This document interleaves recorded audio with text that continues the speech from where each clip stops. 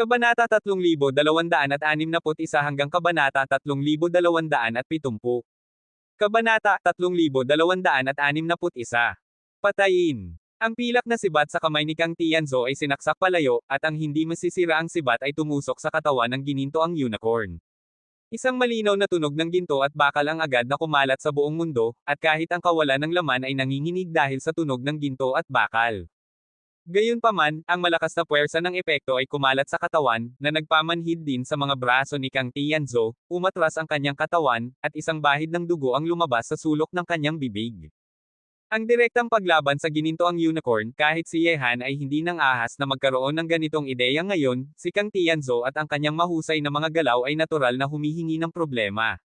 Mabilis na umatras si Kang Tianzo sa kawalan ng laman, ang kanyang magagandang mata ay naging mas seryoso, at lamang matapos talagang makipaglaban sa ginintoang unicorn ay naramdaman niya ang kalituhan ng Diyos na hayop na ito. Gayunpaman, sa sandaling handa ng tumakbo muli ang ginintoang unicorn patungo sa langit, sa malayong kawalan ng laman, maraming mga napakalaking nilalang ang tumakbo sa ibabaw ng langit. Hindi, may mga halimaw na paparating sa atin. Nabago ang mga mukha ni na Yeching at iba pa. Sa kanilang paningin, may 21 mga lumilipad na halimaw na paparating sa kanila. Ang mga napakalaking katawan na pinagsama-sama ay parang isang itim na ulap na sumasakop sa langit at lupa, na may dalang isang nakakatakot at nakakapighati na kapaligiran.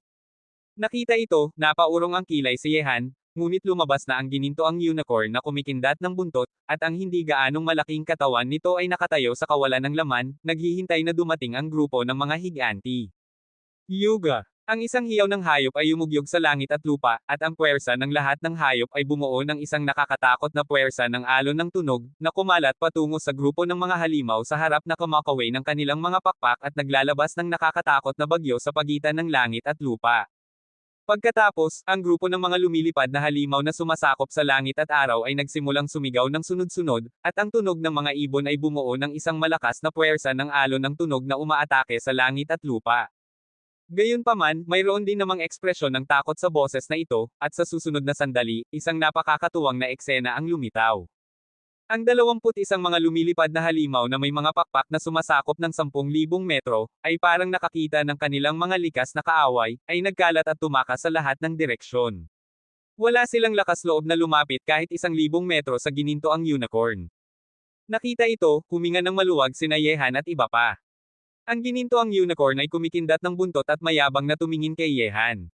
Bagamat hindi nito maipipigil ang mga halimaw na nawawala ng isip sa gabi, walang problema para sa kanya na harapin ang mga halimaw na hindi pa nawawala ng isip. Gayunpaman, matapos tumakas ang mga halimaw na iyon, napagtanto ni Yehan na nawala na si Kang Tianzo sa hindi alam na oras. Mabilis talagang tumakbo ang babaeng ito. Medyo nalulungkot si Yehan, ito ay isang magandang pagkakataon para saktan ng husto si Kang Tianzo. Umalis na tayo, ang mga tao mula sa 4 na angkan ay dumating na, kailangan nating magmadali. Umalis si Yehan kasama ang 3 babae at isang hayop. Gayunpaman, sa kawalan ng laman na hindi kalayuan kina Yehan at iba pa, isang boses na natatakpan ng itim na damit ay tumawa, kung masira ang balanse, hindi na masasaya sa hinaharap. Ang may-ari ng boses na ito ay wala iba kundi ang hindi alam na tao na pinugutan ng ulo ni Yehan. Tungkol sa hindi alam na tao, matapos makita ni Yehan na nasira ang sumpa ng demonyo, alam niyang hindi talaga natapos ang buhay ng hindi alam na tao. Ang kabilang panig ay nasa lungsod ng tadhana, at lilito ng misteryoso anumang oras. Gayunpaman, laging handa ring bantayan ni Yehan ang hindi alam na tao. Dahil sa hidwaan sa pagitan nila, kung hindi papatay ang kabilang panig, tiyak na aatakehin siya muli. Siyempre, labis din na curious si Yehan sa kanyang puso, bakit umiiral pa rin ang hindi alam na tao sa lungsod ng tadhana kahit na pinugutan na niya ito ng ulo. Ngayong lumitaw ang hindi alam na tao, syempre ay ayaw niyang atakihin ni Yehan si Kang Tianzo, kaya't lihim niyang ipinadala ang mga halimaw na ito para lumabas. Kung masasaktan si Kang Tianzo, kung gayon ang unang emperador, Wang Chuyi, at iba pa ay walang alinlangan na mawawala ng isang makapangyarihang master para harapin si Yehan. Tungkol dito, ang matinding pagkakasugat ni Wang Chuyi at Prinsipe Baxia mula sa ginintoang unicorn ay ang pinakamahusay na halimbawa. Kaya naman, sa pagharap kay Yehan, ang 4 na hindi pangkaraniwang tauhan ay kailangan. Tanging kapag sama-sama silang nagtutulungan ay mayroon silang karapatan na labanan si Yehan, kulang ang isa. Mabuti na alam ng hindi alam na tao sa kanyang puso na kakaunti lamang ang pag-asa niyang harapin si Yehan, at tanging sa tulong ng mga taong ito na pumasok mula sa labas ng lungsod ng tadhana ay makakakuha siya ng pag-asa, kaya tinulungan niya ang mga demonyo na sirain ang sumpa. Siyempre, ano ang kasunduan sa pagitan ng hindi alam na tao at ng mga demonyo? Tanging sila lamang ang nakakaalam. Talagang nararapat na tawaging gininto ang unicorn, talagang nakakatakot. Sa sandaling iyon, tumigil si Kang Tianzo sa isang walang tao na kawalan ng laman. Nang lumabas ang mga halimaw kanina, sinamantala ni Kang Tianzo ang pagkakataong tumakas. Alam niyang mabuti na, huwag nang sabihin ang hindi karaniwang gininto ang unicorn, kahit si Yehan ay walang pag-asa na manalo, kaya't kailangan niyang tumakas. Parang kailangan nating makipag-ugnayan muna sa tatlong iba pang mga tao para may pag-asa. Isip-isip ang unang emperador, Wang Chui, at Prinsipe Baxia, walang pag-aalinlangan na nakipag-ugnayan si Kang Tianzo. Hindi niya kayang gawin ito mag-isa. Nang pumasok si Kang Tianzo sa ikapitong lugar, natural na pumasok din ang tatlong iba pang hindi pangkaraniwang tauhan. Ngayong gumaling na mula sa kanilang mga sugat sina Wang Chui at Prinsipe Baxia, maaari nang ipatupad muli ang plano na harapin si Yehan, at patuloy na naglalakbay ang kabilang panig sa iba't ibang lugar. Matapos silang sumikop ng malaking lugar, bihira pa silang makakuha ng pagkakataong makilahok. Kabanata 3262. Dinala ni Yehan ang tatlong babae at ang gininto ang unicorn para patuloy na mag-aktibidad sa ikapitong lugar. Bagamat nakatakas si Kang Tianzo, medyo nalulungkot si Yehan, ngunit hindi siya nag-aalala ng anumang bagay. Kahit na muling magsama-sama ang apat na hindi pangkaraniwang tauhan, mayroon siyang pagkakaroon ng abnormalidad na tulad ng gininto ang unicorn na kayang talunin ang apat na hindi pangkaraniwang tauhan. Ang mga aktibidad sa ikapitong lugar ay maaaring makatagpo ng panganib anumang oras at kahit saan, na naiiba sa kadalian ng unang anim na lugar. Natural na nakatagpo ng ilang panganib sina Yehan at iba pa sa lugar na ito, ngunit karamihan sa mga panganib ay nalalampasan ni Yehan at ang gininto ang unicorn ng ligtas. Siyempre, ang panganib mula sa mga nilalang na hindi kabilang sa lahi ay natural na sinasamahan ng isang malaking labanan. Ang mga nilalang mula sa ibang lahi ay naiiba sa mga halimaw sa kontinente ng mga Diyos at demonyo. Mayroong lahat ng uri ng mga kakaibang bagay, tulad ng mga interstellar na halimaw na lumalabas sa mga pelikula. Sila ay dugot, puso at mabangis. Muli pang nakita ni Yehan ang isang halimaw na may ulo ng tupa na lumitaw dito. Siyempre, sa kasalukuyang lakas ni Yehan, hindi na siya matatakot sa halimaw na may ulo ng tupa. Gayunpaman, nang pumasok muli sa ikapitong lugar, ang mga tao sa panig ni Yehan ay nagkaroon din ng mga nakuha pansamantala. Natagpuan ng mga tao mula sa Buddhist Academy ang isang hindi alam na lugar. Bagamat mahirap ang prosesong ito, mas mabuti na ito kaysa sa wala. Sa ngayon, darating na naman ang gabi sa loob ng 2 oras. Hindi pinayagan ni Yehan sina Yeching, Ao Zishuan, at Budistang babae na si Zenjia na sumama sa kanya para buksan ang hindi alam na lugar para sa Buddhist Academy, at inutusan silang bumalik muna sa santuwaryo. Si Yehan naman ay pumunta mag-isa kasama ang gininto ang unicorn. Di nagtagal, dumating na naman ang gabi, at ang mga taong umalis sa santuwaryo ay bumalik na naman. Nang bumalik sina Yehan at ang mga tao mula sa Buddhist Academy dito, makapal na ang gabi, at ang lakas ng mga sinaunang Diyos at demonyo ay kumalat muli sa madilim na lupain. Pagdating ng gabi, tahimik na naghihintay ang lahat para sa isa pang dagok ng mga hayop na darating sa santuwaryo. Ang madilim na mundo ay parang isang tigre na kumakain ng tao, na handang buksan ang bibig anumang oras. Ang mga tao mula sa apat na angkan ay pumasok na sa lugar na ito. Sa proseso ng pagpasok sa ikapitong lugar ngayong araw, halos nakatagpo ni Li Zhengdao at iba pa ang apat na angkan na pumasok sa ikapitong lugar. Ang kanilang pagdating ay walang alinlangan na gagawing mas mapanganib ang ikapitong lugar na puno na ng panganib. Dahil ang mga tao ng apat na angkan ay nasa estado ngayon na hindi sila magkakasundo kina Yehan at iba pa. Kami ay naglilinis ng mga hindi alam na lugar sa harap para makakuha ng mga pagkakataon. Hindi nila ito hahayaan ng basta-basta. Tiyak na sila ay aatakehin muli para sirain ang aming alyansa. Kung hindi, hindi pa sila makakakuha ng pagkakataong makilahok sa huli. Siyempre, ang kanilang pangunahing target ay ikaw, Yehan. Tumingin kay Yehan si Shu Chaoj at nagsalita. Nagsalita si Yehan, wala namang problema, hindi pa nila alam ang tungkol sa ikapitong lugar pansamantala. Ngayong pumasok sila dito, mararanasan din nila ang mga hirap na naranasan namin. Sa tingin ko, ang ilan sa mga kabataan sa apat na angkan ay hindi alam ang kalituhan ng gabi. Hayaan silang maramdaman ito kahit kaunti, at kahit na muling magsama-sama ang apat na taong iyon, hindi nila kayang baluktutin kami, ngunit kailangan nating magbilis. Kung ang mga puwersa ng apat na angkan ay pumasok sa lugar na ito sa malaking sukat, mapanganib pa rin ito para sa atin.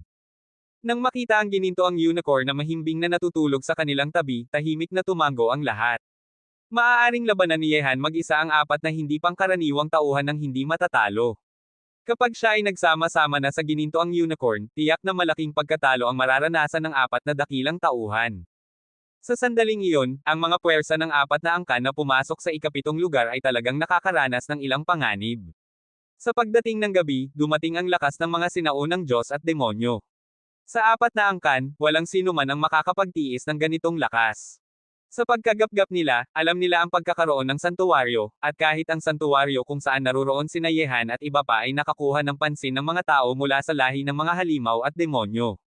Gayunpaman, ang mga puwersa sa panig ni Yehan ay natural na hindi papayagan ang mga halimaw at demonyo na pumasok sa santuwaryong kanilang tinitirhan. Sa huli, napilitan lamang umalis ang mga halimaw at demonyo na may sama ng loob. Siyempre, kahit na alam nila ang tungkol sa santuwaryo, ang mga puwersa ng apat na angkan ay kasalukuyang nagkalat sa santuwaryo. Kapag sumiklab ang dagok ng mga hayop, tiyak na mararanasan nila ang isang kahihinatnan na hindi maganda sa ilalim ng pagkakahati-hati. Di nagtagal, sumiklab na naman ang dagok ng mga hayop sa gabi. Sa ngayon, sa labas ng bawat santuwaryo sa ikapitong lugar, isang grupo ng mga mabangis at walang katwiran na mga halimaw ang nagtipon at walang habas na umaatake sa mga tao sa santuwaryo. Naranasan na ni Yehan at iba pa ang dalawang nakaraang karanasan, at ngayon ay kayang harapin ng madali ang dagok ng mga hayop. Gayunpaman, hindi ganoon kadali para sa apat na angkan.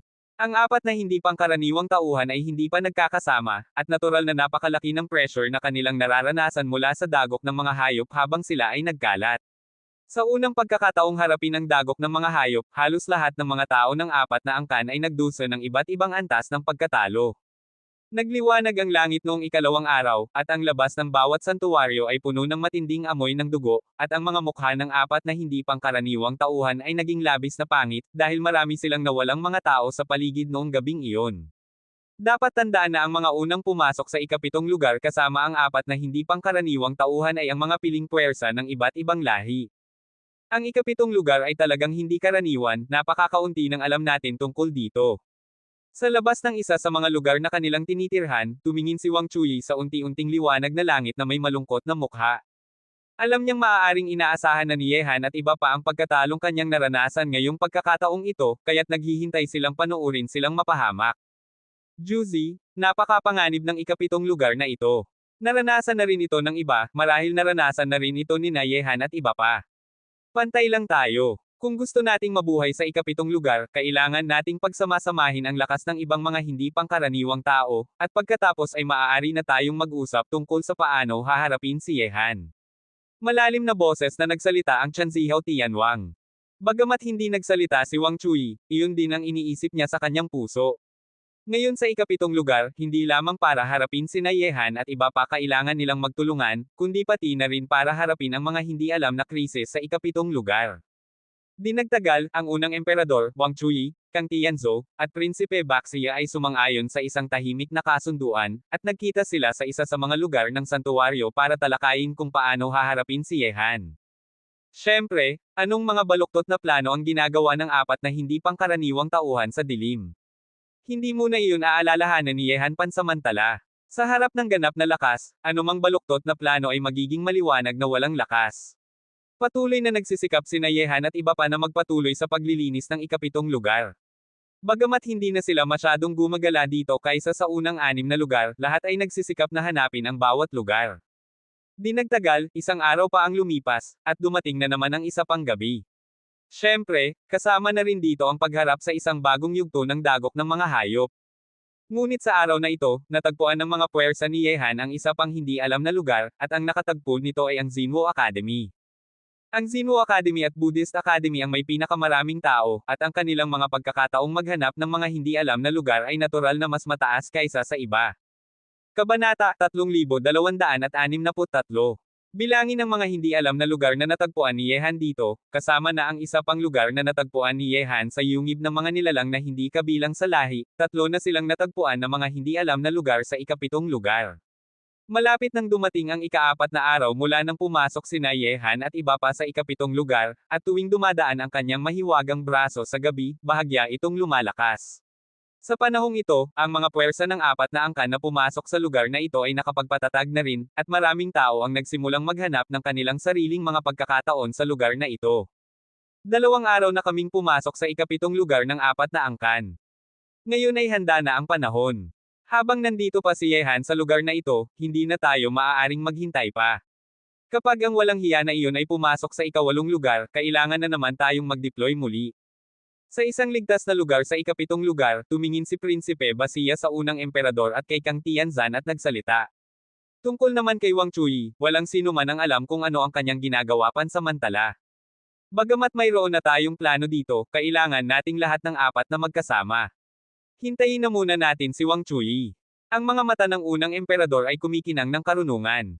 Hindi nila alam pansamantala kung ano ang ginagawa ni Wang Chuyi sa dilim, ngunit alam ng unang emperador na hindi basta-basta mag-aaksaya ng oras si Wang Chuyi sa mga bagay na walang kapakinabangan. Bagamat hindi nagsalita si Kang Tianzan, sumasang-ayon din siya sa mga salita ng unang emperador. Nakipaglaban na siya sa ginintoang unicorn at alam niya kung gaano kalakas ang Diyos na hayop na iyon. Kahit na may tulong ng isang master tulad ni Yu Honghuang, wala silang pag-asa na manalo. Dahil hindi na kayo makapaghintay pa, bakit pa kayo maghihintay? Sa oras na iyon, pumasok mula sa labas si Wang Chuyi, ang higanti ng lahi ng mga demonyo. Makikita na masaya siya at ngumiti habang nagsasalita, matagal na tayong naghihintay para harapin si Yehan, at ngayon ay halos naiintindihan na natin kung paano siya haharapin. Hindi posible na harapin siya sa gabi, kaya't ngayon lang tayo makakagawa nito. Kung magpapatuloy tayo sa paghihintay, baka tumakas na iyon. Narinig ang mga salita ni Wang Chuyi, sabay na may tumikim na matalim na tingin ang mga mata ng unang emperador at ng 3 pa. Hindi maiiwasang harapin si Yehan. Habang siya ay naroroon, imposibleng makakakuha pa sila ng mas maraming pagkakataon dahil ang paglilinis ni Yehan sa harap ay parang hinihigpit ang kanilang mga pagkakataon. Ngunit ang pagiging kumpiyansa ni Wang Chuyi ay nagpasimula sa kanila na mag-ingat. Mabuti na harapin si Yehan, ngunit mas mabuting huwag silang malinlang ng lalaking mapanlinlang na ito. Sa sandaling iyon, pinamumunuan ni Yehan sina Yeqing, Ao Zishuan, Budistang babae na si Zenjia, at ang ginintoang unicorn sa ika-7 lugar. Bagamat maaari lamang silang gumalaw sa araw, halos naabot na ng pangkat ni Yehan ang lahat ng bahagi ng ika-7 lugar. Bagamat maaaring hindi nila natagpuan ang lahat ng mga hindi alam na lugar, nakakuha sila ng mga resulta. Dahil dito, plano na ni Yehan at iba pa na pumasok sa ika-8 lugar. Ang mga tao ng 4 na lahi ay pumasok na sa ika-7 lugar. Hindi na malamang na patuloy tayong maghahanap ng mga hindi alam na lugar dito. Bukas, dapat na tayong maghanda para pumasok sa ika-8 lugar. Sa ibabaw ng kawalan ng laman, naglalakad sina Yehan at iba pa. Ang mga pagkakataon ay mga bagay na hindi mo hinahanap, at ang pagkakataong makatagpo nito ay isang biyaya, hindi mo ito mapipilit. Nagsalita si Yeqing, tamang-tama na tayong umalis dito. Kung mananatili tayo dito, hindi natin alam kung anong mga baluktot na plano ang gagawin ni Wang Chuyi at iba pa. Bagamat maaaring hindi tayo natatakot sa kanila, mas mabuti na lamang nalayuan sila. Ang lahat ay nais na umalis ngayon, hindi na ba ito huli na? Bigla, sa likuran ni Yehan at iba pa, isang napakalaking lakas ng demonyo ang kumakalat patungo sa kanilang posisyon, na umaagos sa kawalan ng laman tulad ng mga daloy ng madugong masamang lakas. Naramdaman ito, agad na lumingon sina Yehan at iba pa. Sa kanilang paningin, dumarating si Wang Chuyi, ang higanti ng lahi ng mga demonyo, kasama ang mga piling puwersa ng lahi ng mga demonyo. Hindi lamang iyon, marami pang tao mula sa lahi ng mga demonyo ang sumusunod sa kanila. Ang mga demonyong pumasok sa ika-7 lugar ay halos lahat ay tinawag ni Wang Chuyi. Mabilis talagang dumating ang walang hiya na ito, ngunit ang lakas ng kanyang lahi ay talagang isang pantasya. Malamig na mukha na nagsalita si Ao Zishuan. Hindi lamang. Ang madilim na mga mata ni Yehan ay kumerba ng parang isang linya. Kung siya ay haharapin, paano naman hahatiin ng 4 na hindi pangkaraniwang tauhan ang kanilang sarili? Tunay nga, sa susunod na sandali, sa paligid ni Yehan at iba pa, sa 3 pang ibang direksyon, ang unang emperador, Kang Tianzan, at Prinsipe Basiya ay lahat na namumuno ng kanilang mga kabataan at mga malalakas na tao na paparating ng may lakas, at agad na binalot sila. Ang 4 na angkan ay sama-sama, at ang puwersang lumitaw dito ay umabot sa nakakatakot na 800 tao. Nakita ang eksenang ito, bahagya ng pumangit ang mga mukha ni Yeqing at iba pa. Ang nakakatakot na aura ay umaalingaw-ngaw sa paligid, puno ng nakakatakot na intensyon na pumatay, na nagdulot ng pag-ungal ng gininto ang unicorn sa tabi ni Yehan. Harapin ang hanay na ito, hindi naging pabaya sina Yeching at iba pa, at mabilis na nagpadala ng mensahe kina Li Zhengdao, Xu Chaoj, Chen Yi, Banan Gufo, at iba pa. Sa kasalukuyan, tanging sa sama-samang pagsisikap ng kanilang panig ay makakakuha sila ng pag-asa na labanan ang puwersang ito. Yehan, dapat mong itigil ang pagnanakaw ng mga pagkakataon ng iba ngayong araw. Ang mga mata ng unang emperador ay parang mga Diyos. Sa labanan ngayong araw, tiyak nilang sisirain si Yehan. Kung muli silang mabibigo, lalong magiging maliit ang kanilang pag-asa na harapin siya. Nakita ang apat na hindi pangkaraniwang tauhan na umaalingaw-ngaw sa mundo gamit ang kanilang malalakas na puwersa, ang mga nakatikhim na mata ni Yehan ay kumikinang ng nakakatakot na puot. Alam niya na ang araw na kanilang hinihintay ay dumating na. Yehan? Wala kang mapupuntahan ngayon. Para harapin ka, ang apat na amin ay naghanda ng ganitong malaking pagtatanghal para ipadala ka sa impyerno. Dapat kang mamatay ng tahimik. Ang marahas na lakas sa Prinsipe Basiya ay kahanga-hanga. Matapos siyang masugitan ng gininto ang unicorn noong nakaraan, ang lakas ng lalaking ito ay tumaas ng isang hakbang pa, na umabot sa rurok ng gitnang yugto ng Sky Demon. Isa pang hakbang pa ay makakarating na siya sa huling yugto ng Sky Demon, at pagkatapos ay magiging isang malakas na Demon God. Sinasabing ang mga babae ay pinakamasungit, lalaki, hindi ko nakalimutan ang nangyari noong nakaraan. Ngayong araw, hindi ka ba dapat magbayad ng isang halaga? Ngumiti si Kang Tianzan, ngunit ang nakakatakot na babae na ito, kahit na ngumiti, ay nagdudulot ng takot sa iba. Walang emosyon na nagsalita si Yehan, sa totoo lang, hinahangaan ko ang inyong pagtitiyaga.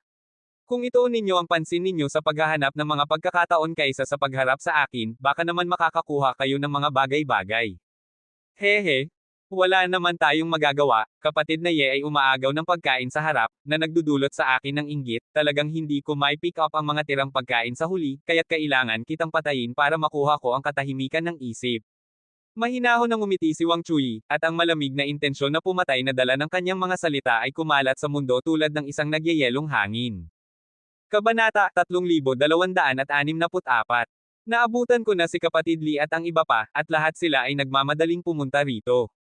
Mahinang boses na nagsalita si Yeching sa tabi ni Yehan sa oras na ito. Ametaba, mga kaibigan, ang mga pagkakataon ay hindi mapipilit. Ang mga natagpuan natin ay ating pagkakataon. Sa kabaligtaran, hindi natin kukunin ang mga bagay na sa inyo. Bakit kailangang pilitin natin ang mga tao sa lahat ng dako? Isinandal ni Budistang babae na si Chanka ang kanyang mga kamay at nagsalita. Mainit na sumigaw si Prinsipe Basiya at nagsalita, isang biro iyon, mahal na santo, ayaw kong makipaglaban sa Buddhist sect. Ang nangyayari ngayong araw ay walang kinalaman sa inyo, kaya mas mabuting umalis na kayo ngayon. Kung hindi, huwag kayong sisihin ng prinsipe na sirain ang mga bulaklak gamit ang kanyang mga kamay. Hindi kailanman iiwan ni Chanka ang isang kaibigan. Ang tahimik na boses ni Budistang babae na si Chanka ay nagpakita ng kanyang determinasyon. Kung gayon, huwag kayong sisihin akong walang awa.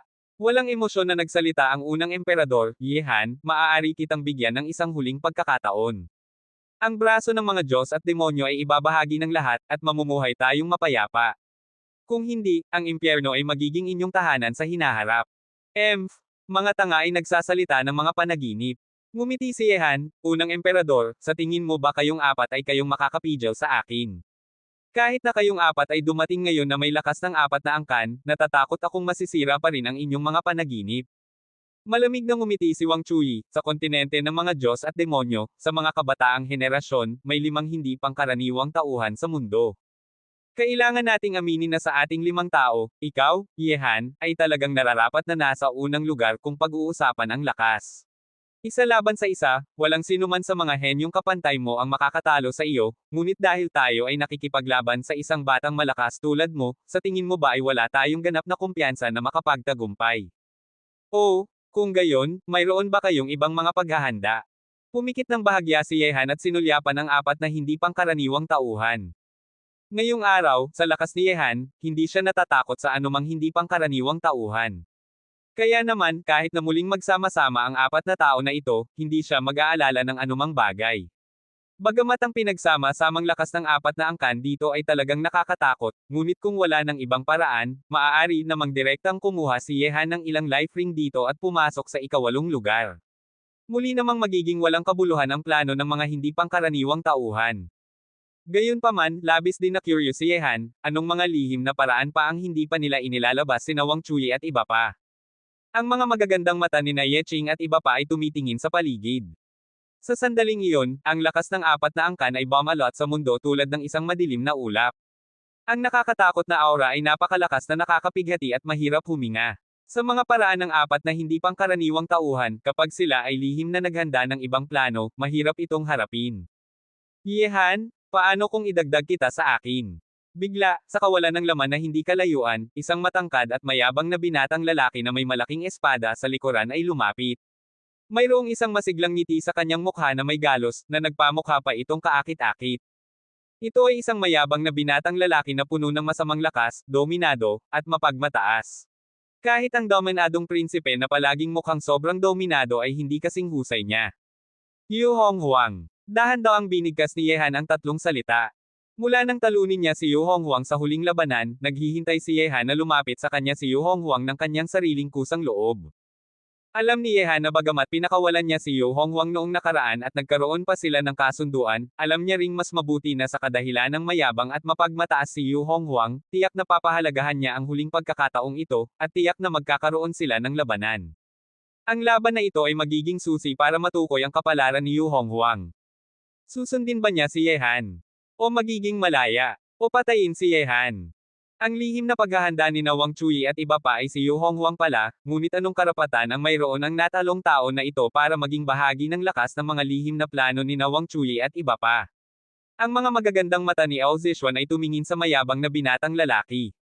Mayroon ba talaga siyang kumpiyansang sumali? Yehan, mukhang ang huling labanan natin ay kailangang mangyari ngayong araw. Ako, si Yu Honghuang, ay hindi kailanman madaling sumuko sa sinuman. Sa huli, bilang isang henyo sa mundong ito, walang sinuman ang nais na maging aso. Lalo na akong ayaw na maging aso. Siyempre, binigyan mo ako ng pagkakataon, Yehan, at hindi ko ito sasayangin, ngunit hindi ko rin basta-basta papakawalan ang laban na ito. Kaya mas mabuting talunin mo ako tulad ng noong nakaraan. Kung hindi, ang aking espada ay maaaring pumatay sa isang hindi pangkaraniwang tao tulad mo. Dahan-daw ang binunot ni Yu Honghuang ang mabigat na espada na nakasabit sa kanyang likuran, na may mayabang na ekspresyon sa kanyang mukha, at walang katapusang damdaming makipaglaban. Ang kanyang mga mata na puno ng pagiging dominado ay puno ng hindi mapigil ang kasiyahan. Si Yu Honghuang, ang emperador ng mga halimaw, ay isang taong adikto sa labanan at mapang-api, lalo na't si Yehan, isang nangungunang batang malakas na sikat sa buong mundo, ay ang target ng kanyang hamon. Bagamat siya ay natalo noong nakaraan, ito ay nagpasigla lamang sa mas malakas na damdaming makipaglaban ni Yu Honghuang. Kung mas malakas ang kalaban, mas napapalakas siya. Yu Honghuang, napakasigasig mong bumalik ulit, mukhang sigurado ka na mananalo ka.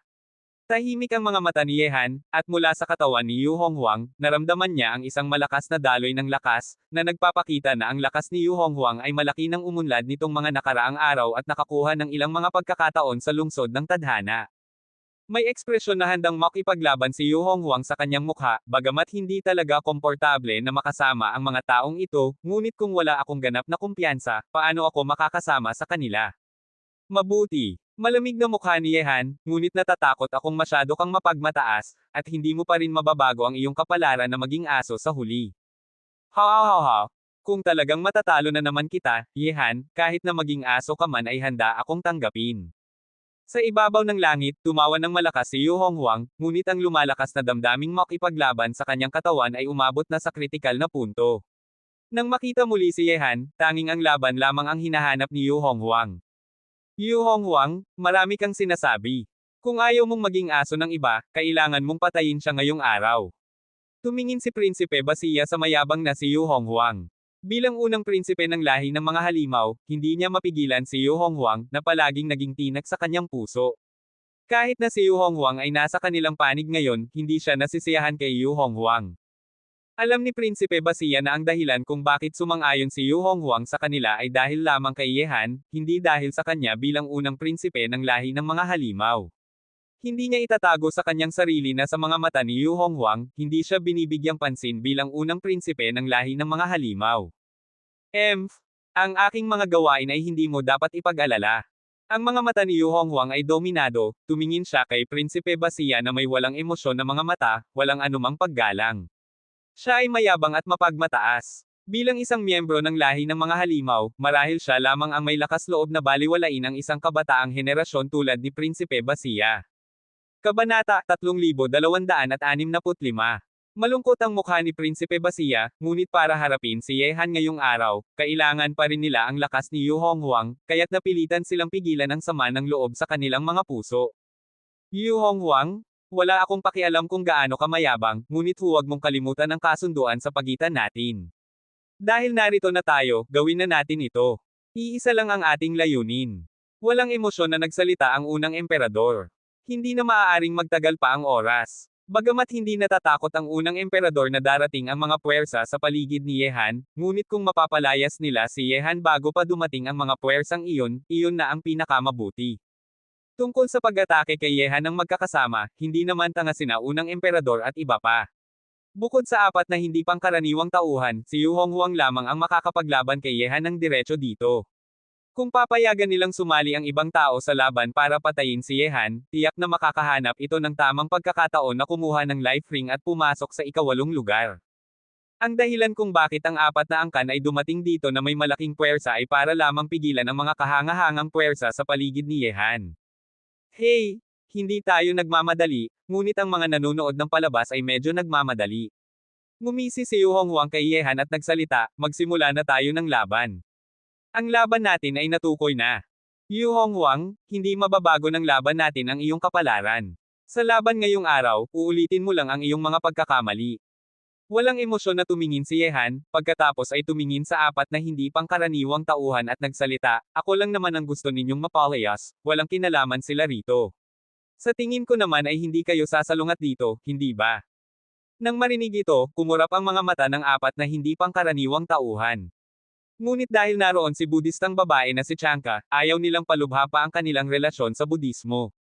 Sa huli, ang pangunahing layunin ng apat na hindi pangkaraniwang tauhan ay patayin si Yehan. Kung hahawakan nila sina Yeching at Ao Zishuan, tiyak na kikilos si Budistang babae na si Chanka. Kung mangyari iyon, magiging tensyonado ang relasyon ng apat na hindi pangkaraniwang tauhan sa Budismo. Walang sino man ang nang-aabuso sa lakas ng Budismo, kahit na ang apat na hindi pangkaraniwang tauhan. Sige, ngayong araw ay magkakaroon tayo ng isang matapang na laban sa iyo, Yehan, para sabihin ng Palm. Hanggat hindi sila umaatake ng kusang loob, hindi hahawakan ng ating Protoss ang kanilang isa man. Iwinagayway niya ang kanyang kamay, at ang mga puwersa ng Protoss na narito ay unti-unting umatras. Lahi ng mga demonyo, umatras. Lahi ng mga halimaw, umatras. Di nagtagal, ang mga puwersa ng apat na angkan na narito ay umatras ng 10,000 metro.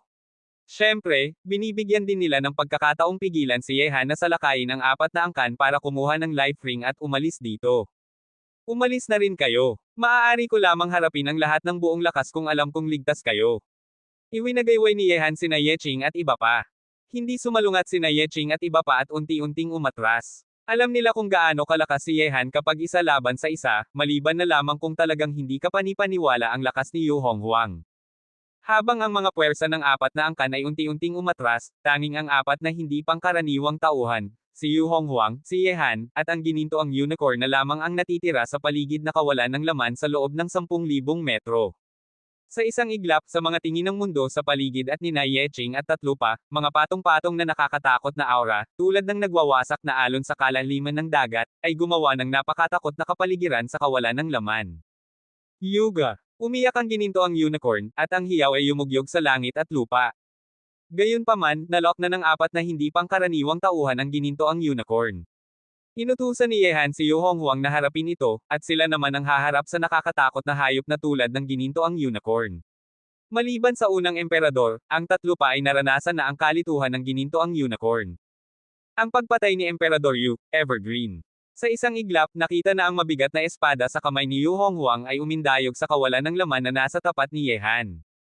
Ang napakalakas na lakas ng espada ay parang isang mabigat na burol na kayang sirain ang lupa. Ang espada ay sumabog mula sa malayong kawalan ng laman, at ang lakas nito ay madaling napunit ang kawalan ng laman. Ang mundo kung saan naruroon si Yehan ay sumasailalim sa pambobomba ng espadang ito. Ginagamit muli ang mga luma ng paraan. Ito na ba ang lahat ng kaya mong gawin para makapagtagumpay? Walang emosyon ang mukha ni Yehan, at habang siya ay umaalpos pasulong, ang Myriad Tribulation Sword ay sumabog na parang isang kidlat na liwanag ng espada, na may dalang walang katapusang madilim na lakas, pagiyak ng mga Diyos at multo. Sa isang iglap, ang dalawang espada ay nagbanggaan ng husto sa bilis na hindi maabot ng mata. Ang nakakatakot na puwersa ng pagbanggaan ay gumawa ng tunog na parang kulog, at ang tunog na parang kulog ay kumalat sa buong mundo, kahit na sa layong 10 milya ay mararamdaman ang malakas na paggalaw. Sa sandaling iyon, ang kawalan ng laman sa paligid ng labanan ng dalawa ay bumagsak ng malaking bahagi tulad ng lupa, at ang kawalan ng laman ay nababaliw tulad ng salamin. Sa ilalim ng napakalakas na epekto na ito, ang puwersa ng pagkasira ay kumalat, kahit na ang apat na angkan na nakikipaglaban sa layong 10,000 metro ay maaaring maramdaman ito. Ang dalawang taong nagbanggaan ay parang dalawang makina ng pagkasira. Hindi lamang bumagsak ang malaking bahagi ng kawalan ng laman, kundi pati na rin ang lupa ay biglang bumagsak. Sa pagbanggaan ng pag-atake na ito, pantay ang lakas ng dalawa, at walang isa sa kanila ang umatras ng kalahating hakbang. Haha, saya naman. Yehan, subukan mo ang bagong galaw ko, pagsira sa alon ng galit na dagat ay isang patak sa karagatan. Tumawa ng malakas si Yu Honghuang habang tiningnan ang langit. Ang kanyang paggamit ng espada ay biglang nagbago. Ang mabigat na paggamit ng espada na pagpatay ni Emperador Yu ay biglang naging galit, at habang siya ay sumalakay gamit ang kanyang espada, parang lakas ng isang dagat ang umaalingawngaw. Sa ilalim ng pag-atake ng espadang ito, ang sinumang tao ay makakaramdam ng napakaliit. Kabanata 3266. Lunokan ng lihim. Inihagis ni Yehan ang kanyang espada, at ang 10,000 Tribulation Sword ay bumuhos ng isang nakakatakot na aura na nilulunok ang langit at lupa, na nais na lunokan ang lahat ng mga aura ng buhay ng lahat ng nilalang sa mundo. Gayunpaman, nang makipagtagpo ang espada ni Yehan sa paggamit ng espada ni Yu Honghuang na parang isang galit na alon, agad itong nabasag, at ang kumakalat na puwersa ay patuloy na kumalat papunta sa kanya, na nagpabuga sa kanya pabalik sa kawalan ng laman. Bahagya siyang naging mapatla ang mukha. Kung ikukumpara sa nakaraang panahon, ang lakas ni Yu Honghuang ay lumakas ng higit sa isang antas. Sa tuktok ng langit, ang figure ni Yehan ay mabilis na umatras, at ang lakas ng espada na kumakalat sa langit na parang isang malaking alon ay nagpamukha sa kanya na napakaliit sa harap ng espadang ito, parang nakaharap siya sa isang walang hangganang dagat. Ang alon ng enerhiya ng espada ay pumasok sa kanyang katawan, na nagpamukha sa kanya ng medyo mapatla. Mukhang talagang napakalakas na ngayon ni Yu Honghuang, hindi nakakagulat na nang ahas siyang harapin muli si Yehan. Nakita ito, nagulat ang mga tagapagmasid ng labanan mula sa apat na angkan. Mula nang pumasok sila sa lungsod ng tadhana, hindi maikikailan ng mga tao ng apat na angkan na si Yehan ay simbolo ng lakas at kawalang talo sa kanilang mga puso. Ang kalaban ay hindi nakakuha ng kalamangan sa pagtatalo, na unti-unting nagtanim ng damdaming walang sinumang makakapigil kay Yehan sa lalim ng kanilang mga puso. Nang makita na ang espada ni Yu Honghuang ay nagpapa-atres kay Yehan sa sandaling ito, natural na mahirap pigilan ang pagkabigla sa kanilang mga puso. Gayunpaman, bagamat talagang lumakas ng husto si Yu Honghuang, mayroon pa ring malalakas na paraan si Yehan na hindi pa niya nagamit. Bukod sa iba pa, ang kanyang malakas na avatar martial arts ay napakatakot. Tama iyan. Ang malakas na avatar martial arts na ito ay hindi lamang nagbibigay kay Yehan ng isang malakas na avatar, kundi pati na rin kapag pinagsama ang avatar sa tunay na katawan, maaari itong malaking pagtaasan ang lakas ni Yehan. Kung gagamitin niya ang paraang ito, maaaring hindi makakuha ng kalamangan ang malakas na si Yu Honghuang. Habang naglalahad ang labanan ni Yehan at Yu Honghuang, nagsimula ng mag-usap-usap ang mga tao sa paligid. Hindi nakakagulat na may ganitong kumpiyansa si Yu Honghuang. Mukhang talagang lumakas siya nitong mga nakaraang araw. Nagsalita si Ao Zishuan, at ang mga mata ng tatlo ay mahigpit na nakatutok sa laban na kanilang nakikita. Talagang isang mahusay na katulong. Ngayon naman ay ating pagkakataon na kumilos. Pumikit ng bahagya si Wang Chui at tumingin sa posisyon ng gininto ang unicorn. Kapag talagang natalo si Yehan, tiyak na tutulong ang Diyos na hayop na ito. Kaya naman, ang kanilang layunin ay pigilan ang Diyos na hayop na ito ng maaga, o ganap na patayin ang nag-iisang Diyos na hayop sa loob ng 10,000 taon. Kung hindi ito magagamit ng isa, natural na dapat itong sirain. Simulan na natin. Lumabas ang unang emperador, hawak ang pinakamataas na sandata na Kangyo. Sa isang iglap, ang apat na hindi pangkaraniwang tauhan ay binalot ang gininto ang unicorn. Sa sama-samang pagsisikap ng apat na tao, tiyak na magkakaroon ng isang nakakatakot na laban sa gininto ang unicorn. Yuga. Umiyak ang gininto ang unicorn at binigyan ng pagkubkob ng apat na tao sa harap nito. Ito ay ganap na nagpasigaw ng galit sa puso nito bilang isang Diyos na hayop. Ang kanyang nakakatakot na katawan ay biglang tumalsik patungo sa pinakamalapit na prinsipe Basiya. Ang gininto ang sinag na iyon ay mahirap makita. Halangin ito. Biglang nanginginig ang puso ni Prinsipe Basiya. Noong huling pagkakataon ay seryosong nasugatan siya ng mga kuko ng gininto ang unicorn, at mahirap niyang makalimutan ang nakakatakot na eksenang iyon. Sa isang iglap, sabay na umatake ang unang emperador, Wang Chuyi, at Kang Tianzan, na may hindi makapaniwalang lakas, na pambobomba sa gininto ang unicorn na parang bumabagsak na mga meteorito. Ang nakakatakot na laban ng apat na tao at isang hayop ay agad na naglalahad. Ha ha ha ha. Yehan? Ano ang nararamdaman mo sa galaw ko? Sa kawalan ng laman na hindi kalayuan, puno ng damdaming makipaglaban si Yu Honghuang at ang kanyang tawa ay yumugyog sa langit. Nitong mga nakaraang araw, syempre ay nagkaroon siya ng maraming mga pakikipagsapalaran. Hindi lamang niya nakuha ang mana ng isang sinaunang makapangyarihang santo, kundi pati na rin ang lakas ng buhay ng kabilang panig. Ang pinakamataas na mahiwagang sandata na kanyang ginagamit ay naging dahilan para sa kanya, na nasa rurok na ng Heavenly Demon Realm, ay hindi na natalo ng mga malalakas na nilalang sa Demon God Realm. Maaaring sabihin na kung hindi dahil sa pagpigil ng lungsod ng tadhana sa rehiyon, ang kasalukuyang si Yu Honghuang ay maaaring tumago sa rehiyon ng Demon God anumang oras. Siyempre, kahit na hindi pa tumataas si Yu Honghuang sa rehiyon ng Demon God, ang kanyang lakas sa laban ay maihahambing na sa mga malalakas na nilalang ng Demon God. Talagang malakas, ngunit parang nakalimutan mo ang aking mga kasanayan, Yu Honghuang. Malalim na huminga si Yehan. Sa susunod na sandali, doble na ang lakas niya sa laban. Upang pigilan si Yu Honghuang, kailangang doble hiniyehan ang kanyang lakas sa laban. Kung ikukumpara sa nakaraang panahon, malaki nang umunlad ang lakas ni Yehan. Sa isang iglap, habang doble ang lakas ni Yehan sa laban, ang kawalan ng laman sa kanyang paligid ay puno ng isang labis na matapang na damdaming lakas, parang saysubog na ang kawalan ng laman sa kanyang paligid. Hey! Ang lihim na paraan para taasan ang lakas sa laban, Yehan. Matagal na akong naghihintay sa iyo. Ngayong pagkakataong ito, kahit na gumamit ka ng lihim na paraan ng pag-atake sa kaluluwa, hindi na ito gagana sa akin. Sa isang iglap, kasunod ng matinding tawa ni Yu Honghuang, ang mabigat na espada sa kanyang kamay ay biglang nagbago ng kulay, na naging isang gininto ang espada. Sa katawan ng espada, may mga alon ng puwersa na yumugyog sa langit at lupa na kumakalat palabas. Ito ay, ang pinakamataas na banal na sandata. Kabanata 3267. Nang maramdaman ang nakakatakot na aura na ito, ang ilan mula sa apat na angkan ay nakilala na ang sandata sa kamay ni Yu Honghuang. Ang ganitong uri ng aura ay maaari lamang taglayin ng pinakamataas na sandata. Si Yu Honghuang ay talagang nakakuha ng isang pinakamataas na banal na sandata. Kung hindi niya inilabas ang banal na sandata na ito sa sandaling ito, walang sino man ang makakaalam na ang taong ito ay may ganitong hindi pangkaraniwang espada. Nang makita ang hindi pangkaraniwang espada sa kamay ni Yu Honghuang, lumitaw ang kasakiman sa mga mata ng maraming tagapagmasid ng labanan. Hawak ang pinakamataas na banal na sandata sa kanyang kamay, itinuturo ni Yu Honghuang ang kanyang espada kay Yehan at Doman Adong nagsalita, ito ay ginamit ng isang santo mula sa aking lahi ng mga halimaw. Maraming malalakas na nilalang mula sa ibang lahi ang napatay nito, at mayroon itong bisa na nagpoprotekta sa kaluluwa. Yehan? Tumanggap ka ng isa pang suntok ng espada mula sa akin, ang dagat ay bumabuka sa lahat ng ilog.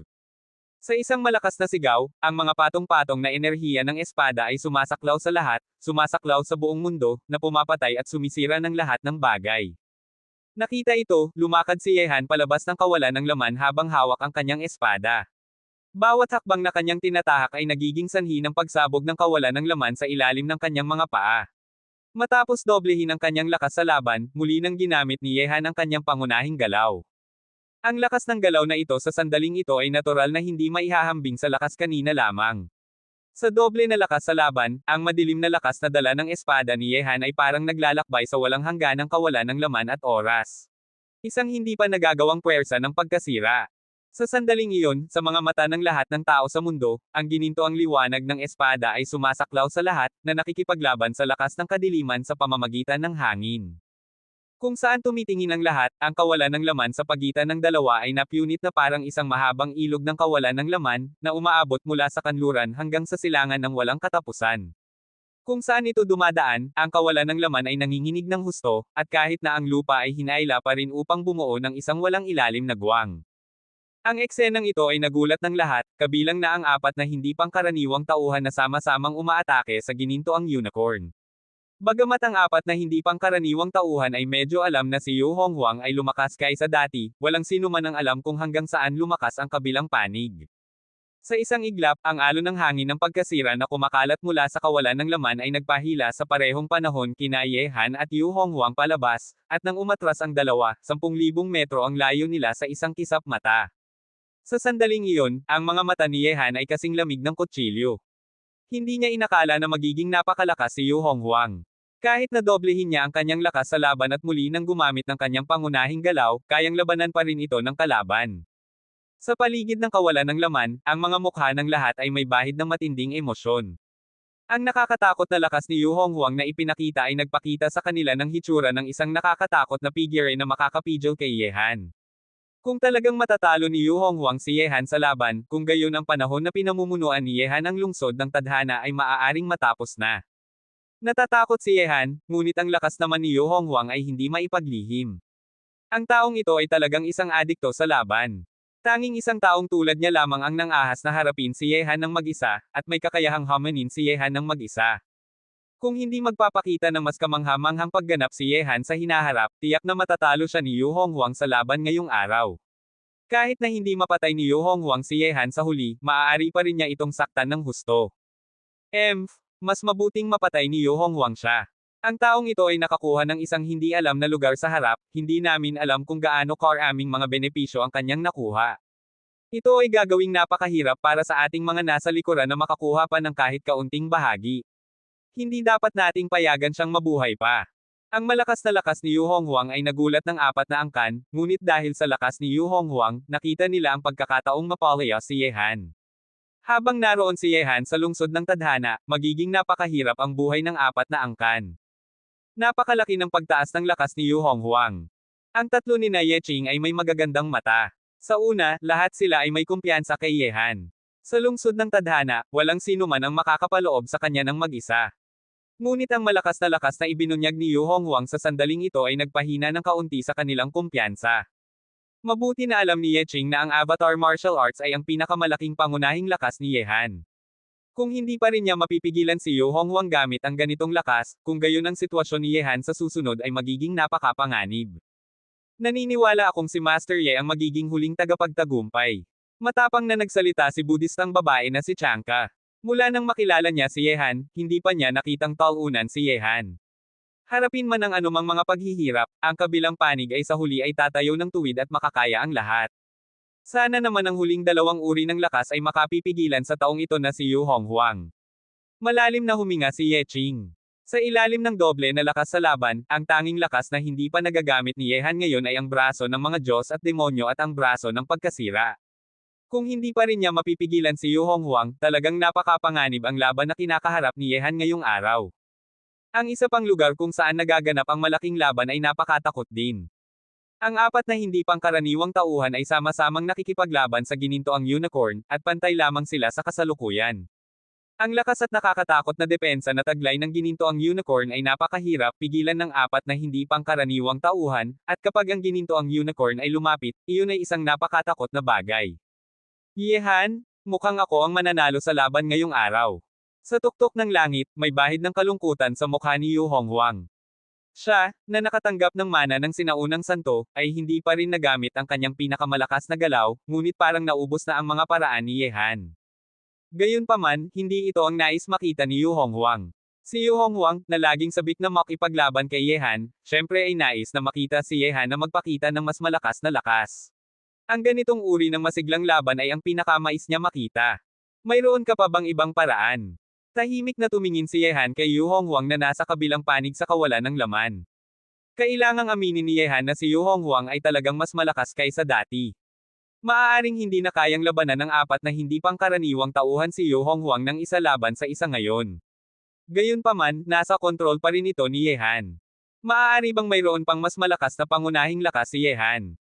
Nagbago ang mga mukha ng mga tao sa paligid na kawalan ng laman. Ang clone martial arts ay ang pinakamalakas na pangunahing lakas ni Ye Han. Bukod pa rito, anong iba pang mga paraan pa ang meron siya? Ang braso ng mga Diyos at demonyo, ngunit sa kasalukuyang lakas ng braso ng mga Diyos at demonyo ni Yehan, mahirap itong makipaglaban sa napakalakas at walang katapusang paggamit ng espada ni Yu Honghuang. Narinig ito, ang mukha ni Yu Honghuang na medyo nalulungkot ay biglang sumiklab ng walang katapusang ningning, at malakas siyang tumawa. Yehan, alam kong hindi mo ako bibiguin, Yu Honghuang. Upang harapin ka, paano naman ako magkakaroon lamang ng ganitong kaunting lakas? Kung gayon, ipakita mo sa akin kung gaano kalakas ka sa iyong pinakamalakas na estado. Kabanata 3268. Inihagis ni Yehan ang kanyang espada at tumayo na may mga kamay sa likuran. Ang kanyang mahigpit na nakayukong mga kamao ay dahan-daang bumababa, at isang damdaming walang katapusang lakas ang pumuwerso mula sa kanyang katawan. Haha, mabuti, Yehan. Susunod na ipapakita ko sa iyo ang aking pinakamalakas na paggamit ng espada sa Yu Honghuang, mga daang ilog ay bumabalik sa dagat. Ang mga daang ilog ay bumabalik sa dagat ay ang pinakamalakas na estilo ng espada na nakuha ni Yu Honghuang mula sa mana ng sinaunang santo. Kapag ang espada ay inilabas, ang hangin at ulap ay nagwawasak, ang kulog ay umaalingaw-ngaw, at ang hindi mabilang na mga bundok sa paligid ay parang malalaglag mula sa lupa. Ang buong lupa ay hinayla ng isang malakas na lakas ng espada, parang baligtarin ang langit at lupa, at lahat ng tao sa langit at lupa ay nakakaramdam ng pagkahilo. Sa sandaling iyon, si Yehan, na nasa gitna ng pag-atake ng espada, ay naramdaman na ang nakapalibot na mundo ay may walang katapusang puwersang nag-uunat patungo sa kanya. Para bang pipigain ang kanyang katawan sa kawalan ng laman, at naramdaman na ni Yehan na siya ay nalock ng makapangyarihang espadang iyon. Napakalakas ng espadang iyon. Natatakot akong ang mga higanti ng aking lahi ng mga demonyo ay mapanganib na mahulog sa ilalim ng espadang iyon. Maaari bang mapigilan ito ni Yehan? Hindi maiisip, malakas si Yehan, ngunit naubos na ang kanyang lakas. Ang mga mata ng lahat sa langit at lupa ay napakalakas, at kahit na ang mga kamay ni Ye Qing ay hindi mapigil ang magkayuko. Ang pinakamalakas na estilo ng espada ni Yu Honghuang ay umabot sa isang antas na mahirap maunawaan. Ihawak ang langit at takpan ang lupa. Bigla, sa sandaling ang espada na nagdulot ng matinding pagbabago sa mundo ay malapit nang sirain si Yehan sa mundong ito, nakita na ang palad ni Yehan ay tumataas ng mataas, na naging isang bakas ng palad na nag-aangat ng langit, at hinalo mula sa walang katapusang langit na parang isang tuktok ng bundok na bumagsak pababa, tulad ng isang bundok na pumapatay sa mundo na malapit nang sirain ang lupa. Sa sandaling iyon, habang ang hindi maipaliwanag na palad ay bumagsak, kahit na ang mga nakikipaglaban sa layong 10,000 metro ay naramdaman na parang may nakasabit na isang hindi nakikitang bundok sa kanilang mga likod, at napipilitin silang hirap na huminga. Ano itong uri ng palad na ito? Nikipot ang mga kilay ni Yu Honghuang, ngunit sa sandaling iyon, ang mapangwasak na palad ay nahulog na, at ang walang katapusang puwersa ng pagkasira ay agad na sinira ang pinakamalakas na estilo ng espada ni Yu Honghuang, ganap na itong inilibing, kahit pa si Yu Honghuang ay nasa ilalim ng pambobomba ng bakas ng palad na ito. Boom! Ang lupa ay nanginginig ng husto, at ang bakas ng palad ay bumagsak, na nag-iwan ng 1,000 metro ang lapad na bakas ng palad sa lupa. Ang kumakalat na alon ng pagkasira ay muli ng sumire sa loob ng radius na 10,000 metro. Napakahirap para sa mga tagapagmasid na napakatakot na buksan ang kanilang mga mata. Gayunpaman, sa gitna ng malaking bakas ng palad sa lupa, si Yu Honghuang ay ganap na hinampas papalalim ng lupa, at nahihirapan siyang tumayo mula doon.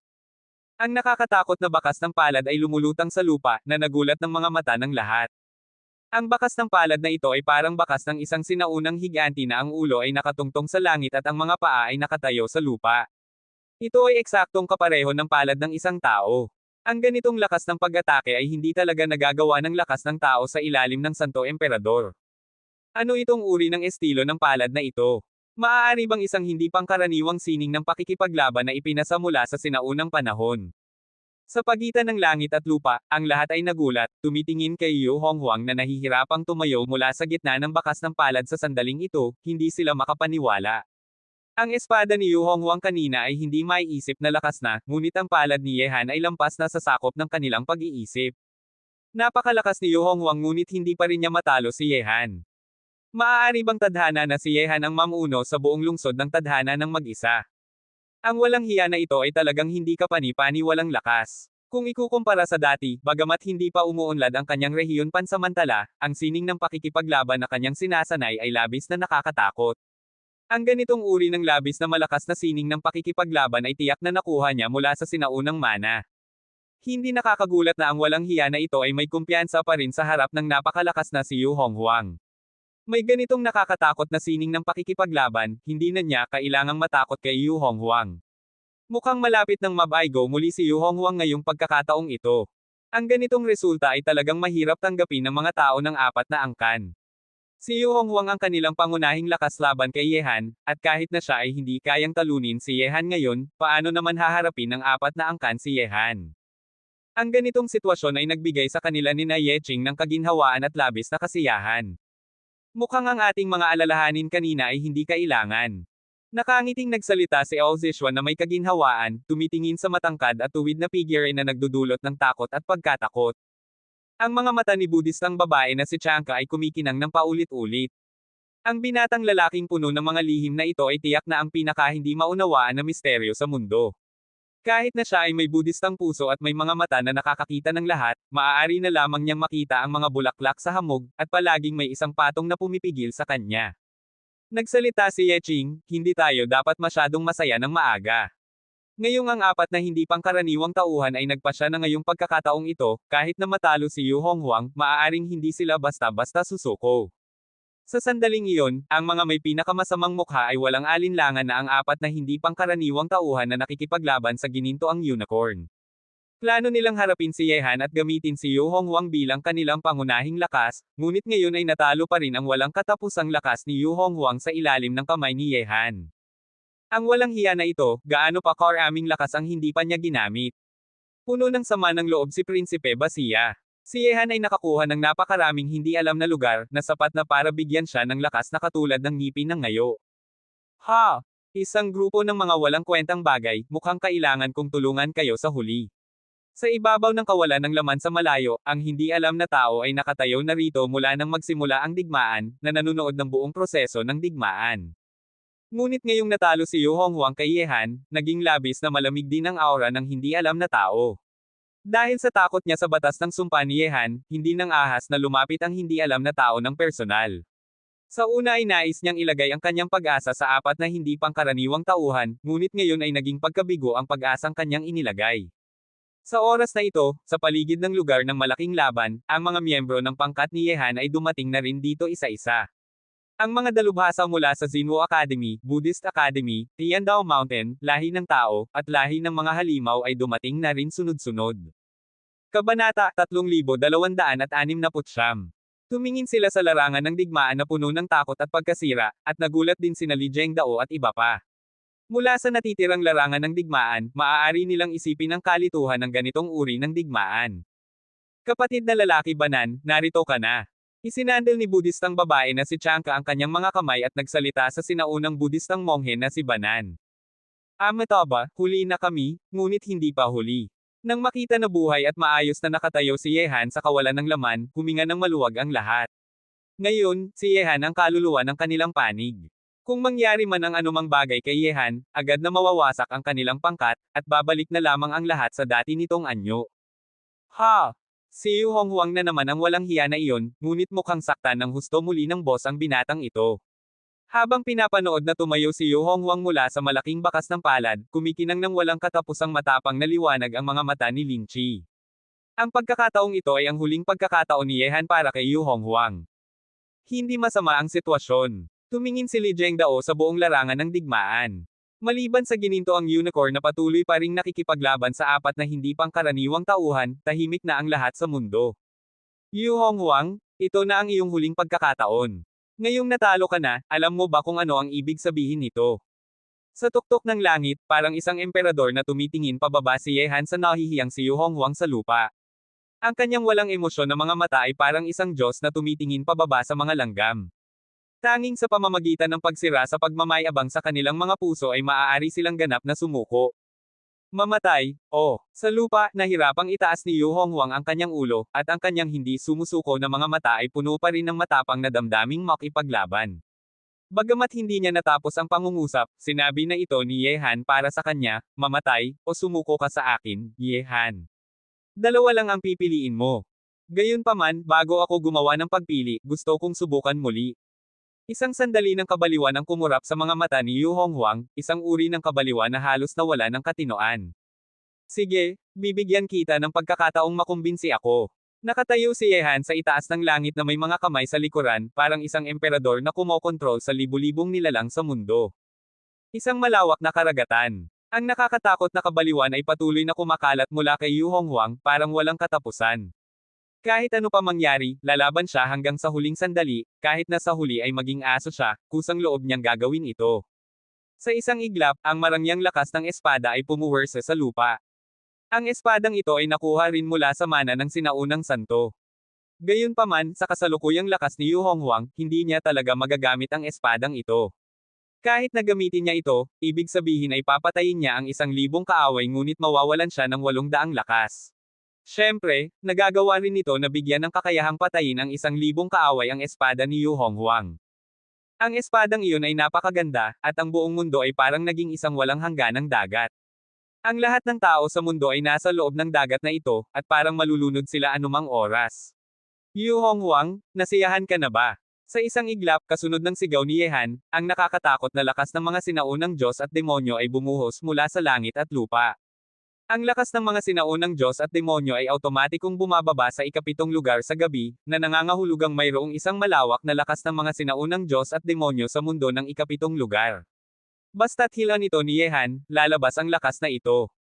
Bukod pa rito, malaki nang napalakas ang braso ng mga Diyos at demonyo ni Yehan nitong mga nakaraang araw. Sa tulong ng mga sinaunang Diyos at demonyo sa mundong ito, ang lakas ng suntok ni Yehan ay lampas na sa lakas ng palad na, ihawak ang langit at takpan ang lupa. Boom! Ang nakakatakot na bakas ng kamao ay bumagsak sa lupa. Sa ilalim ng kinakabahan ng mga tingin ng lahat sa paligid, ang huling sabik na espada ni Yu Honghuang ay tumagal lamang ng wala pang 2 segundo bago ganap na masira.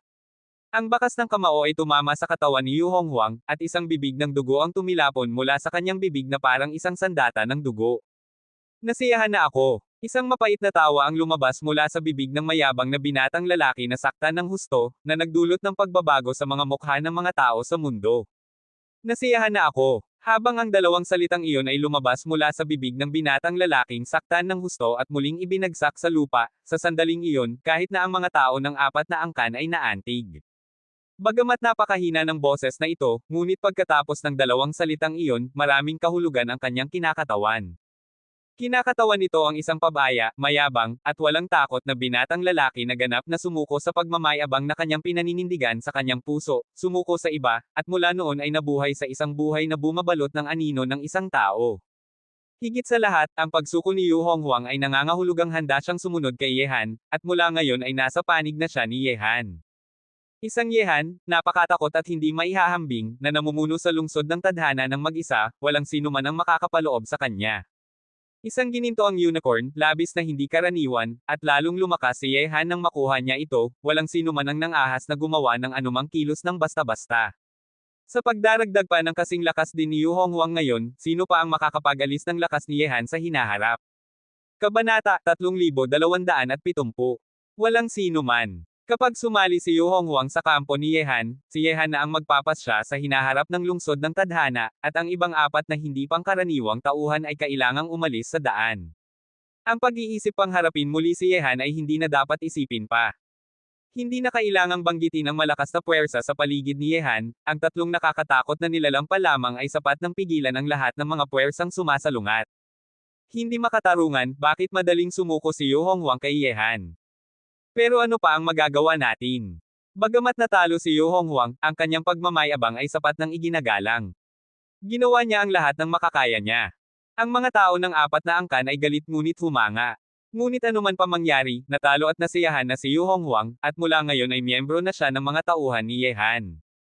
Bagamat naisip na ito ng 4 na hindi pangkaraniwang tauhan, hindi nila inakala na ang malakas na si Yu Honghuang ay hindi lamang nabigo na talunin si Yehan, kundi pati na rin ay hindi nakapagdulot ng malaking pinsala sa kanya. Sa imahinasyon ng 4 na hindi pangkaraniwang tauhan, kahit na matalo man si Yu Honghuang kay Yehan sa huli, dapat ay may kakayahan siyang saktan si Yehan, at dahil sa pagmamayabang ni Yu Honghuang, malamang na ibibigay niya ang lahat hanggang sa mawalan ng buhay. Gayunpaman, muli namang mali ang pagtatansya ng 4 na hindi pangkaraniwang tauhan sa lakas na taglay ni Yehan. Nabigo na naman. Hindi napigilan ng unang emperador ang galit sa kanyang puso. Ang pagkabigo muli ay nagdulot sa kanya ng pakiramdam ng kawalan ng lakas na parang naramdaman din ni Wang Chuyi noon. Ngunit siya ang hinaharap na tagapamahala ng mga Diyos, paano niya matatakot ang isang henyong kapantay niya sa edad? Hindi ako mabibigo. Kahit na mabaygo man ako, iyon pa rin ang daang kailangan kong tahakin. Sa mga darating na taon, mananatili pa ring makikilala ang aking buhay, at mananatili pa rin akong nasa unang lugar sa lupain ng mga Diyos at demonyo. Umiyak ang unang emperador sa loob ng kanyang isip. Ang kanyang matapang na damdaming makipaglaban ay naging dahilan para maluwag ang kanyang estado, parang may senyales ng pag-unlad patungo sa mas mataas na antas. Ang mga taong tulad ni Yu Honghuang na mayabang at mapagmataas ay sumuko na. Para pigilan ang mga taong hindi sumusuko, kailangang gumawa ng aksyon tulad ng ginawa ng ikatatlong kapatid. Puri ni Li Zhengdao sa kanyang puso. Sinasangayunan ito ng lahat sa kanilang mga puso. Para sa isang taong tulad ni Yu Honghuang, bukod kay Ye Han, malamang na walang ibang tao sa mundo ang makakapagpasuko sa kanya ng kusang loob bilang isang henyong kapantay niya sa edad. Sa huli, wala namang ganitong kakayahan ang apat na hindi pangkaraniwang tauhan. Mukhang magkakaroon na naman ng isang hindi pangkaraniwang bayani ang aking Tianlong. Kumikinang ng liwanag ang mga mata ni Ao Watchang. Alam niyang lubos na ang dahilan kung bakit paulit-ulit na pinagbigyan ni Ye Han si Yu Honghuang ay dahil gusto niya itong kunin bilang kasapi ng Tianlong. Para dito, mas pinili ni Ye Han na hayaan si Yu Honghuang na lumaki at bigyan siya ng pagkakataong magdulot ng panganib, binigyan pa niya ito ng 3 pagkakataon. Nang marinig ang mga salita ni Ao Watchang, nagbago ang mga mukha ng iba pang tao. Malakas na talaga ang pinagmulang lakas ng Tianlong, lahat ng mga hari at general ay mga bihira na henyo sa kanilang sarili. Napakahirap hulaan kung hanggang saan aabot ang pag-unlad ng Tianlong sa hinaharap. Sa sandaling iyon, dahan-daang lumitaw ang ngiti sa sulok ng bibig ni Ye Han. Tumingin siya sa taong nakahiga sa lupa na hinihingal na, at nakahinga rin siya ng maluwag. Ang pagkuha ng isang malakas na sundalo na ito ay sulit sa lahat ng paghihirap na kanyang ginawa. Mga kaibigan, mukhang dapat akong magpasalamat sa inyo ngayong pagkakataong ito. Tumingin si Ye Han sa apat na hindi pangkaraniwang tauhan na patuloy pa ring nakikipaglaban sa ginintoang unicorn. Kung hindi sila sumuporta sa likuran, hindi sana napakabilis na sumuko si Yu Honghuang. Kung binigyan pa siya ng panahon para lumaki, hindi masasabi ni Ye Han na makakaya pa rin niyang ganap na pigilan ito. Nang marinig ang mga salita ni Ye Han, lahat ay naging pangit ang mga mukha ng apat na hindi pangkaraniwang tauhan. Sa bagay na ito, sila na nagkamali ng pagtatansya ay hindi sinasadyang tumulong kay Ye Han. Kung hindi, sa lakas ni Yu Honghuang ngayon, kung binigyan pa siya ng mas maraming oras, baka hindi na siya kalaban ni Ye Han. Gayunpaman, sa sandaling akala ni Ye Han na matatapos na ang lahat. Sa sandaling iyon, ang asul na langit sa ibabaw ng lahat ay bumababa ng isang puwersa na nagdudulot ng pagsamba at pagpayag na yumoko. Ang asul na langit na ito ay naging kumikinang, at ang dating maliwanag na mundo ay naging malabo sa paningin ng lahat. Ito ay, sa pagitan ng langit at lupa, ang lahat ay tumingin paitaas sa asul na langit sa kanilang ibabaw. Ang kanilang mga mata ay puno ng isang liwanag na parang pagpapahalaga, kahit na si Ye Han ay ganoon din. Ang biglaang pagbabago sa langit at lupa ay nagpabigla sa lahat. Ang lakas ng mga tuntunin, ang mundong ito ay bumababa ng lakas ng mga tuntunin. Sa sandaling iyon, nagkaroon din ng ekspresyon ng pagkabigla ang mukha ng sinaunang Budistang monghe na si Bana na hindi pa nagbago ng ekspresyon dati. Bilang isang mahirap na makamit na sinaunang Budista na may pagkakataong makinig sa mga turo ng mga sinaunang Budista tuwing 3 taon, hindi siya bago sa ganitong uri ng lakas. Ito ay isang dakilang lakas na maaari lamang kontrolin ng mga higanti na kapantay ng emperador ng lahi ng tao, ang santo ng lahi ng mga halimaw, ang hari ng mga demonyo ng lahi ng mga demonyo, at ang emperador ng mga Diyos ng lahi ng mga Diyos. Ano, ang lakas ng mga tuntunin.